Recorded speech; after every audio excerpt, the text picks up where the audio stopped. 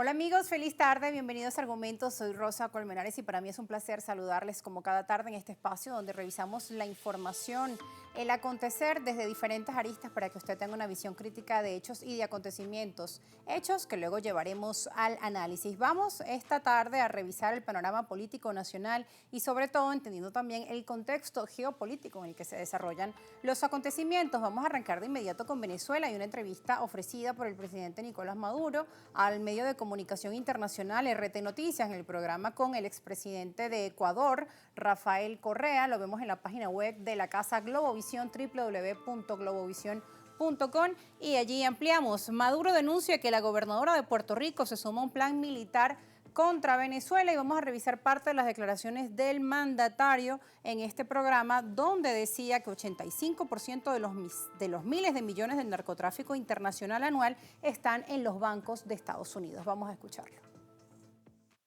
¿Existe el cartel de los soles? Existe el cartel del norte, que es clandestino. El 85% de los miles de millones del narcotráfico internacional anual están en los bancos de Estados Unidos. Ahí está el cartel, que lo investiguen y lo descubran. ¿El lavado de dinero? El lavado de dinero. Mira, yo estaba viendo los datos que dio la vicepresidenta y creo que son más de 500 mil millones de dólares anuales que están en la banca de Estados Unidos, en los bancos legales.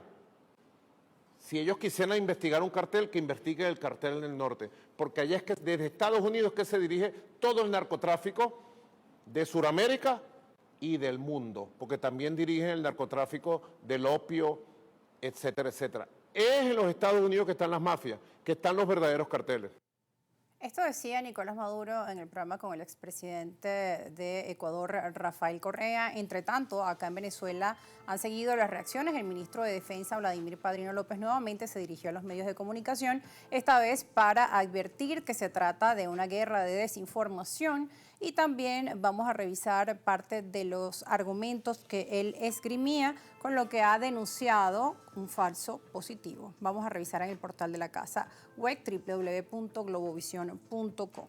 Padrino López advierte de una campaña de desinformación por parte de los sectores de la derecha al estilo del Golfo de Tonkin 1964 para crear falsos positivos que justifiquen una agresión contra Venezuela. Allí también en el comunicado que comparten en la web de Globovisión, difundido en plataformas digitales, señala que en esta ocasión los actores extremistas han difundido información falsa sobre la presencia de un helicóptero estadounidense en territorio insular venezolano, lo que comporta la posibilidad de que las mismas fuerzas militares pudieran infligir daños a la precipitada aeronave para fabricar un incidente que justifique una escalada contra el país.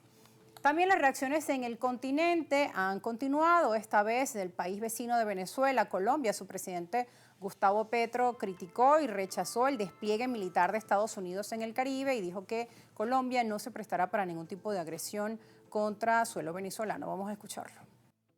Entonces aquí tenemos que hablar de la invasión posible a Venezuela con la que amenazan. Pueden ser palabras, ojalá.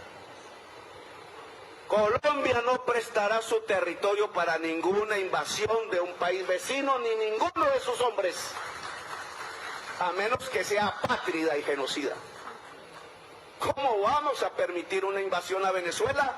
Y entonces yo los invito a que busquemos, difícilmente, que un cuerpo de países suramericanos vuelva a plantear el diálogo político en Venezuela, porque el pueblo venezolano todo tiene que unirse porque la amenaza es de invasión.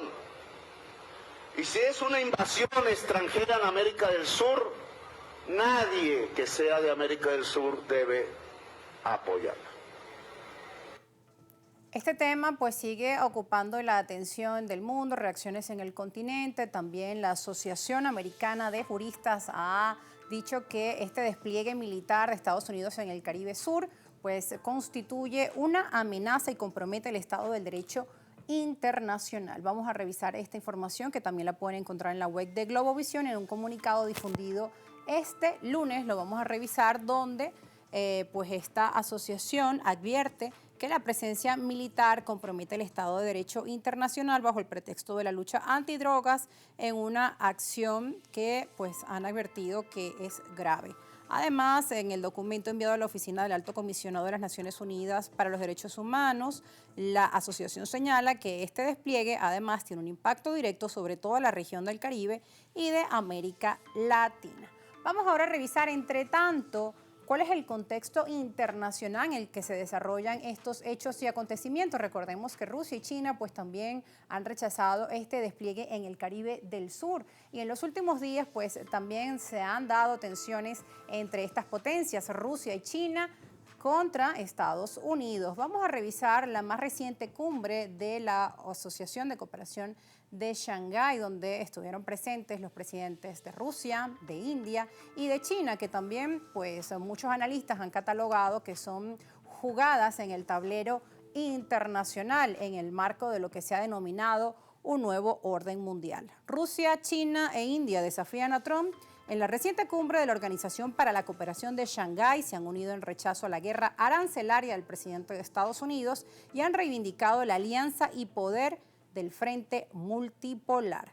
Rusia, China e India son considerados el triángulo de potencias que se unen en desafío a Trump. Durante los últimos días, gran parte de las miradas internacionales y el centimetraje de la prensa global se han centrado en esta cumbre número 25 de la Organización de Cooperación de Shanghái. Lo más comentado, la reunión entre estos presidentes de grandes potencias de China, Rusia e India, quien han escenificado una fuerte unidad que desafía la hegemonía en Occidente. Sobre este tema también hemos consultado con el analista internacional Dylan Pereira y al regreso también nos acompañará el profesor Luis Angarita, internacionalista y decano de la Facultad de la Universidad Central de Venezuela. Vamos a escuchar a Dylan un poco la visión que también tiene sobre estos movimientos en el panorama de la geopolítica.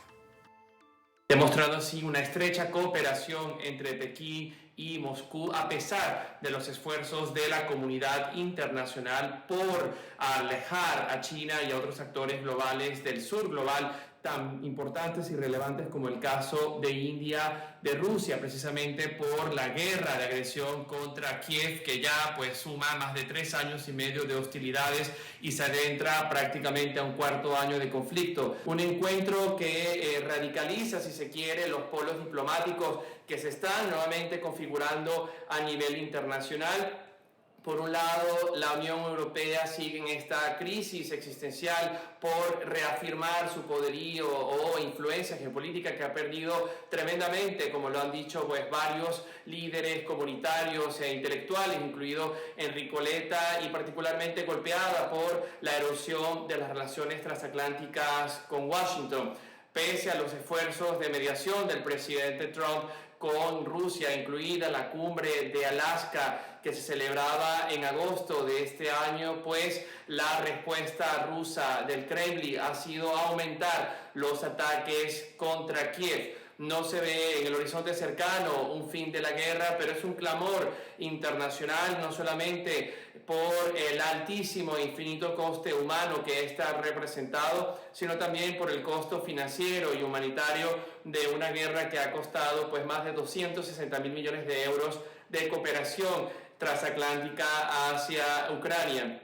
Y por supuesto, pues muy importante evaluar y seguir de cerca la actitud que ha tomado la India, la capacidad que ha demostrado de repotenciar su armamento militar. Y en esta campaña pues que encarna Narendra Modi, su primer ministro de Make in India, pues este acercamiento a China que incluye la cooperación y la firma de nuevos acuerdos comerciales, al igual que con Rusia, podría radicalizar este escenario de polos diplomáticos a los que estamos viviendo, muy alejado de este paradigma multipolar al que apuntaba el mundo basado en cooperación y fraternidad universal. El gasto armamentístico en el mundo entero se ha disparado, más de un 35% extra de gasto militar se registra aquí en Europa y lo mismo pues sucede en otras capitales del mundo. Lo cierto es que China ha demostrado un poderío militar impresionante, ha sido una demostración masiva de capacidad balística intercontinental y por supuesto también la inclusión de nuevos armamentos de última tecnología ultraespacial, lo cual nos da señales que el futuro de la geopolítica también se debatirá en el espacio. China habla de encontrar un nuevo mecanismo de gobernanza global y lo cierto es que en todo este marco las bases del multilateralismo, del orden basado en normas, como lo conoce y defiende Occidente tras la Segunda Guerra Mundial, este orden de la posguerra, pues está profundamente erosionado. E instituciones como Naciones Unidas están llamadas de forma existencial a reformar no solamente su papel en el mundo, sino también sus propias estructuras de gobernanza interna. Así lo demuestran también las recientes declaraciones de Brasil en la cumbre de las BRICS, donde habla precisamente de fortalecer este mundo multipolar y ha pedido un puesto en el Consejo de Seguridad de Naciones Unidas, como lo hace India de forma reiterada. Una India que lleva acá adelante una diplomacia multivectorial, multisectorial, con un toque de ambigüedad que le permite acciones y, por supuesto, alianzas diversas, tanto los Quad, por ejemplo, como también su participación en las BRICS o recientemente en la Organización de Cooperación de Shanghái, y que sin lugar a dudas será definitorio. Y allí, pues nuestro país, Venezuela, tendrá que evaluar naturalmente esta reconfiguración de alianzas, y no solo nuestro país, sino toda América Latina está llamada a reformular no solamente su política doméstica, sino también su política exterior, y debería hacerlo de forma mancomunada, con una coordinación regional capaz de dar mejores resultados en función del bienestar de los ciudadanos latinoamericanos y en función de prepararnos de forma mancomunada ante los desafíos que este nuevo orden internacional, que es innegable, pues pueda traer consigo. Era Dylan Pereira, nos comentaba sobre el nuevo orden internacional y también qué papel juega Venezuela en este escenario y todos los países de América Latina y cómo recomponer sus figuras, sus políticas internacionales en este contexto, en un contexto global marcado por el multilateralismo, del cual estaremos hablando al regreso de la pausa con el profesor Luis Angarita, internacionalista, decano de la Facultad de Ciencias Económicas y Sociales de la Universidad Central de Venezuela. Recuerde que usted puede escribirnos también y ser parte de este programa a través de nuestras cuentas en redes sociales, que se las vamos a dejar aquí a pie de pantalla, @argumentosgb, @rosa_periodista. Al regreso el análisis de todo el panorama geopolítico de estas reuniones entre Rusia, China, India, este acercamiento, qué significa en este marco de lo que se ha denominado como nuevo orden mundial. Ya volvemos.